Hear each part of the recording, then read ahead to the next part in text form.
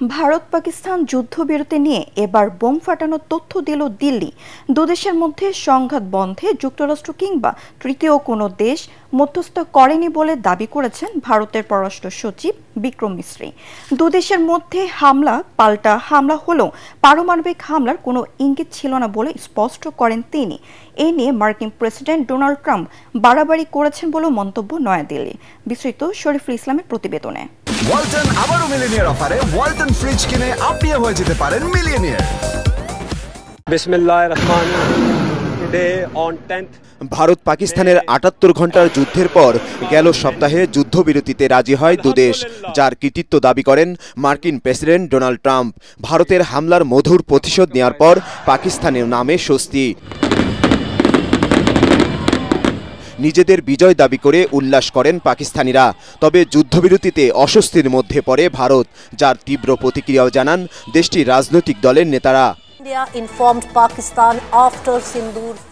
ভারত পাকিস্তান যুদ্ধবিরতির সপ্তাহখানেক পেরিয়ে গেলেও দুদেশের মধ্যে এখনও চলছে উত্তেজনা। নতুন করে হামলা পাল্টা হামলার হুঁশিয়ারি দিয়ে আসছেন দেশ দুটির শীর্ষ নেতারা।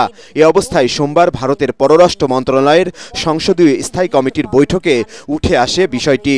এ সময় ভারতের অপারেশন সিঁদুর নিয়ে স্থায়ী কমিটির সদস্যদের বিভিন্ন প্রশ্নের জবাব দেন পররাষ্ট্র সচিব বিক্রম মিশ্রি।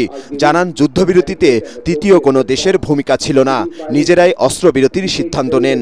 পারমাণবিক হামলার যুক্তরাষ্ট্রের আশঙ্কাও উড়িয়ে দেন তিনি। আমাদের যুদ্ধবিরতির সিদ্ধান্তে তৃতীয় কারো ভূমিকা ছিল না। ভারত ও পাকিস্তান নিজেরাই আলোচনার মাধ্যমে এই সিদ্ধান্তে উপনীত হয়। পারমাণবিক হামলার ইঙ্গিতও কোনো পক্ষই দেয়নি।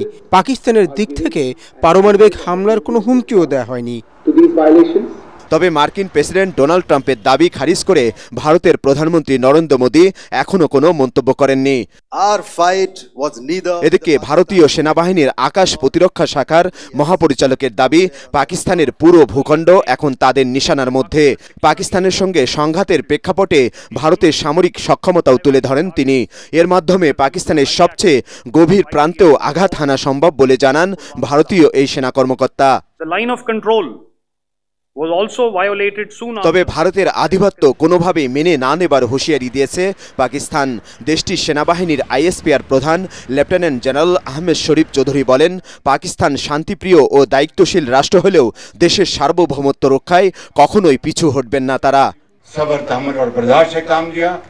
তবে পারমাণবিক শক্তিধর দেশ দুটির মধ্যে যুদ্ধবিরতি হলেও থেমে থেমে উত্তেজনা যে কোনো মুহূর্তে আবারও রূপ নিতে পারে বড় সংঘাতে। শরীফুল ইসলাম, এটিএন বাংলা।